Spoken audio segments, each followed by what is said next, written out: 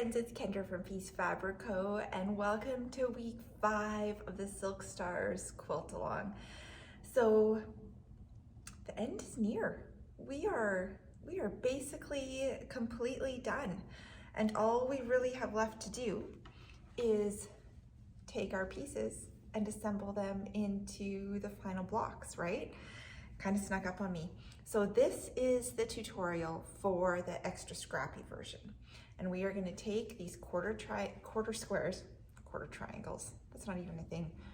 These quarter stars that you ended up with from the last video, and I'm gonna show you how to mix it up into scrappy perfection. Now, if you are making the Silk Stars quilt in either the vintage version or the regular scrappy version, all of the instructions you need is found in the pattern that you can purchase from Tessellate Textiles. Now, you're also gonna need that pattern if you're just joining me now. You're still gonna need the pattern to complete the Extra Scrappy version because there are cutting requirements that you need to get from it. So this is just the tutorial, which was only available as part of the Silk Stars Quilt-along, and it's for the Extra Scrappy version. So let me show you what you're gonna do with this stack. Oh, and I should say, don't be alarmed if your squares are way bigger than mine. Remember, I'm making a tiny little pillow version just to show you for use of the tutorial, because I've already made 2 throw size Extra Scrappy Silk Stars. So I didn't need a third, and this is gonna be my adorable little pillow. All right, let me show you how to lay it out now.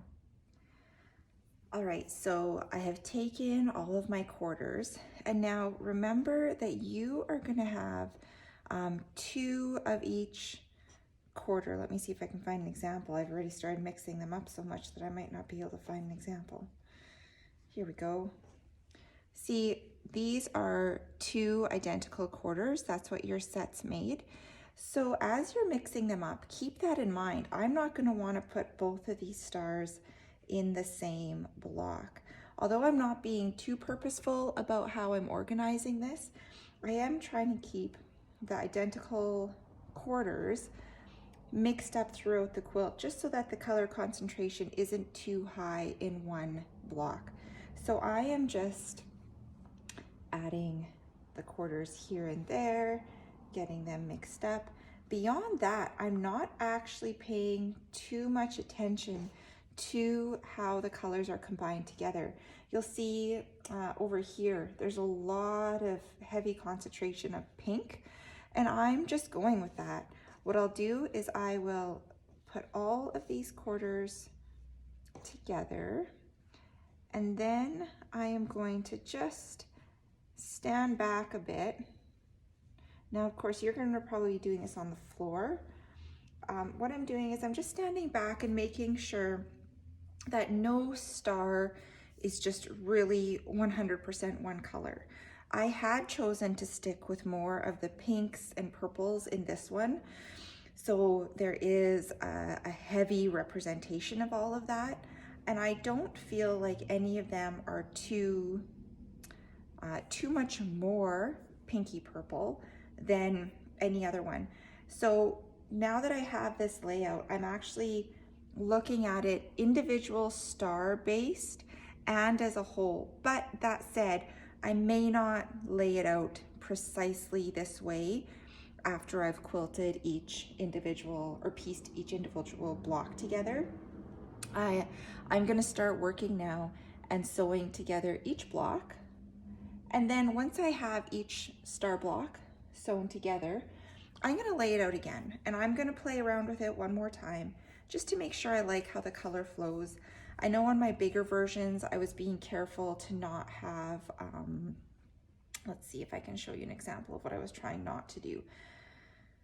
Like maybe not have too much oranges touching here because these stars will end up touching. I don't think I'm gonna worry about that this time. Oh, see here, these 2 pinks are probably the same pink, and they would be touching there. I may change those around or just spin it 90 degrees, but I also may not. I may just go with it because to me, it looks like a perfectly scrappy, not too organized version, and that's kind of what I'm going for. As I'm piecing the blocks together, I am going to be pinning wherever I want the seams to line up perfectly, because I want it to just look like a star that has been pieced together really well, where all of the seams just flow directly across into each other. So with each part, I'm going to be pinning at least one pin by every seam that I want to make sure is perfect.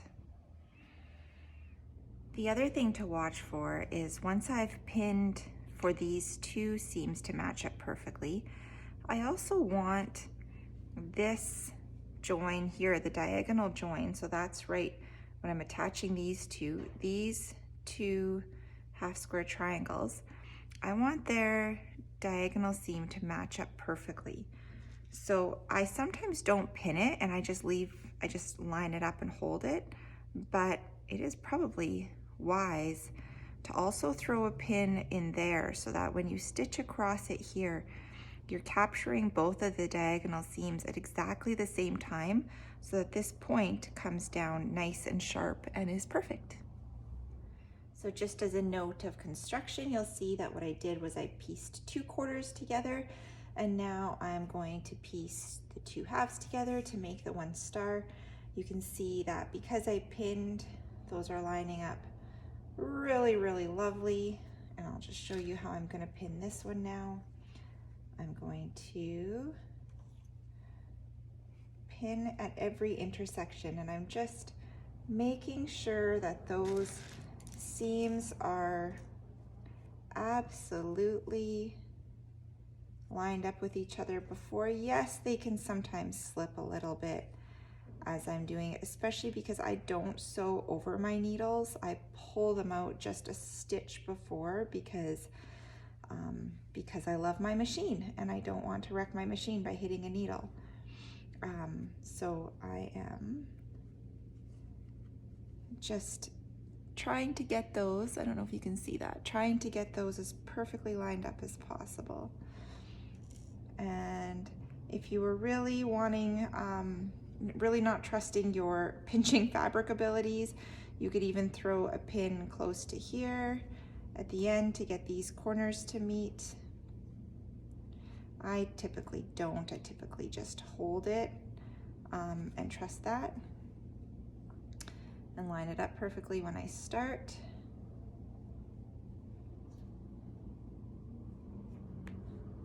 So that's how I would pin it basically. And then you're gonna sew along there and you're gonna have a full star. All right, so there we go. The blocks are all together, not sewed together yet. Just like I said, I did not pay attention as to if I put them back in the same order, so I'm pretty sure I didn't. So now that I have them laid out like this, I might play around with them just a little bit. These 2 pinks are about to touch, so I could go like that. And now they don't, those oranges are different. I'm just looking at it in depth, but also standing back a bit and just seeing if I like the color composition. To me, it looks perfectly, beautifully scrappy, and I adore it. So what I'm gonna do now is I'm just gonna start sewing the blocks together in rows and then connecting it all. And then I'll have a quilt top, pillow top in my case, completed and ready to be quilted. All right, so you've sewn your quarter stars into stars, your stars into rows, and your rows into a quilt top.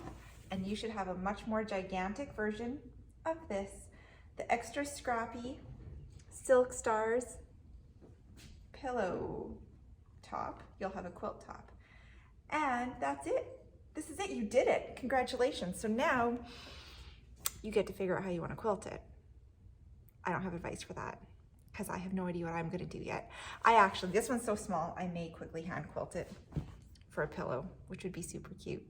Now, if you have any questions, you can feel free to message Christine from Tessellate Textiles or I Still, and we have so enjoyed quilting along with you.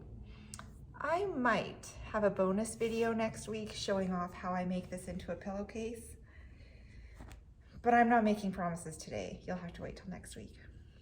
All right, have fun finishing it off, friends. Bye.